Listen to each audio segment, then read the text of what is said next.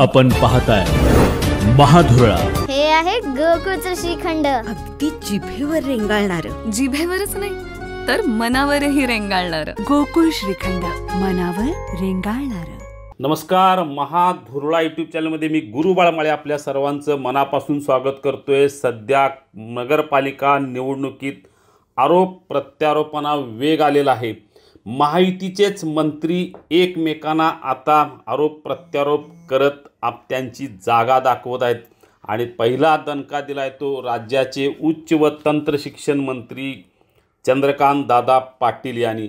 चंद्रकांत दादांनी थेट उपमुख्यमंत्री अजित पवार आणि राज्याचे वैद्यकीय शिक्षण मंत्री हसन मुश्रीफ यांच्यावरच नाव न घेता अप्रत्यक्ष टीका केलेली आहे. मध्यंतरी उपमुख्यमंत्री अजित पवार असं म्हणाले की तिजोरी माझ्याकडे आहे, तिजोरीच्या चाव्या माझ्याकडे आहेत, म्हणजे राज्यात कुणाला किती निधी द्यायचा हे मी ठरवतो, असं उद्गार उपमुख्यमंत्री अजित पवार यांनी काढले होते. पण त्याला थेट उत्तर देताना राज्याचे उच्च व तंत्र शिक्षण मंत्री चंद्रकांत दादा पाटील यांनी तिजोरीचे मालक आमच्याकडे, म्हणजे मुख्यमंत्री आमचे आहेत, तिजोरीची चावी तुमच्याकडे असली तरी तिजोरीचे मालक आमच्याकडे आहेत, आणि न सांगता त्यांच्या परवानगीशिवाय तिजोरीची चावी उघडता येत नाही, आणि न सांगता तिजोरी उघडणाऱ्याला काय म्हणतात हे आपल्याला चांगलंच माहीत आहे, असं म्हणत तिजोरीच्या चाव्या कुणाकडे असले तरी तिजोरीचे मालक हे मुख्यमंत्रीच आहेत आणि निधी देण्याचा अधिकार हा फक्त मुख्यमंत्र्यांनाच आहे, हेच एक प्रकारे चंद्रकांत दादा पाटील यांनी स्पष्ट केलेलं आहे. हा थेट इशारा त्यांचा होता तो उपमुख्यमंत्री अजित पवार यांच्याकडे. पुणे जिल्ह्यात सध्या या दोघांतला वाद अनेक वर्षे सुरूच आहे. या निमित्तानं दोघंही महायुतीत असले तरी एकमेकांच्यावर ज्या पद्धतीनं नाव न घेता आरोप प्रत्यारोप सुरू आहेत, त्यानंतर दुसरा टोला चंद्रकांत दादांनी दिला तो मंत्री मुश्रीफ यांच्या सोयीच्या राजकारणातला. म्हणजे कोल्हापूर जिल्ह्यात भाजपला सोबत न घेता काही ठिकाणी मंत्री मुश्रीफ यांनी सोयीची आघाडी केली. चंदगडमध्ये भाजपला त्यांनी सोबत घेतलं नाही, गडहिंग्लजला सोबत घेतलं नाही, पण दुसरीकडं गडहिंग्लजला भाजप पाहिजे, कागलला भाजप पाहिजे, पण चंदगडला भाजप नको, अशी सोयीची संधी साधू भूमिका मंत्री मुश्रीफ यांनी घेतली होती. याचाच सोबत घेत या संदर्भात टीका करताना मंत्री पाटील यांनी हे संधी साधू राजकारण फार काळ टिकत नाही असा इशारा दिलेला आहे. नेमकं अजितदादा आणि मंत्री मुश्रीफ यांच्याबद्दल काय म्हणाले चंद्रकांत दादा पाटील हे आपण पाहूया. मी संसदीय मंत्री ना, किंवा विधेयक आणायचं असतं, कायदा करायचं असतं, तर लोकशाही परंपरा आहे की विरोधकांना पण समोर बसवा की आणि त्यांनाही सहभागी करून द्या, तर शोधून आणून. पण मग जरत आहेत ना, कोणाची 10 आहे, कोणाची 18 आहे, कोणाची 20 आहे.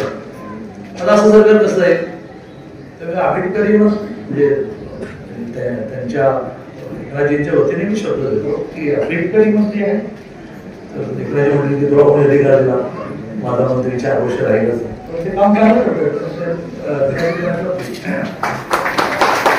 त्यामुळे 4 वर्ष अजून हे सरकार असल्यामुळे, तिजोरीची किल्ली आपल्याकडे असल्यामुळे, ती आणखी कोणाकडे जरी असली तरी त्याच्यावर मुख्यमंत्री असल्यामुळे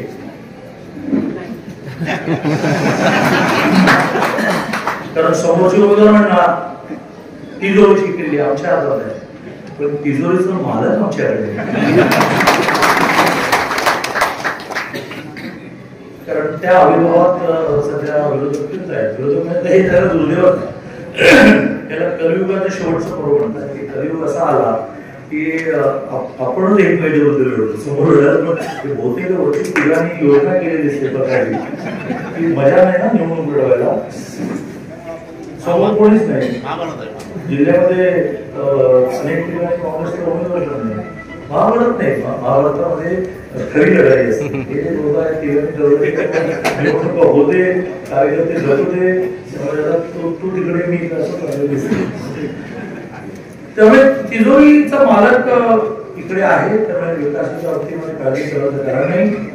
सगळ्यात शेवटी एकच मुद्दा मांडून माझं संपेल तो असा आहे की ह्या लोकशाहीमध्ये करता करता रस्ते, गटर, दवाखाने म्हणजे विकास असं नाही. रस्ते, गटर रस्त्याशिवाय चालणार कसं, गाड्या कसं, गटर झालं पाहिजे. तर नवीन नवीन योजना आणून गटरचं पाणी शुद्धीकरण करून वापराचं पाणी म्हणून कसं आणता येईल.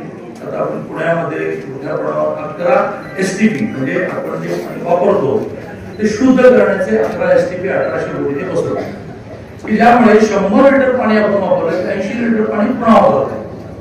ते गाड्यांना वापरता येतं, गाड्यांना वापरता येतं, बांधकामाला वापरता येतं. म्हणजे पिण्याचं पाणी खर्चाला कशाला वापरतात. असे मध्ये केले पाहिजे की पाणी वापरलं की 80% पाणी पुन्हा खर्चाला वापरायचं. गाड्याला वगैरे पिण्याचं पाणी वापरायचं. पिण्याचं पाणी पुरलं. पिण्याचं पाणी एका माणसाला दिवसभर किती लागतं. जास्तीत जास्त 1 लिटर लागतं, 2 लिटर लागतं. स्वयंपाकाला 1 लिटर, 2 लिटर. जास्त तो कपडे धुवायला, भांडी घासायला, मग गाड्या धुवायला. सकाळी मस्त पाणी पिणे लावून गाडीच्या पिण्याचं पाणी हे होते. त्याच्यामध्ये STP लाव, पाणी शुद्ध कर, ते वापर सगळं करा. पण रस्ते, गटर म्हणजे विकास नाही.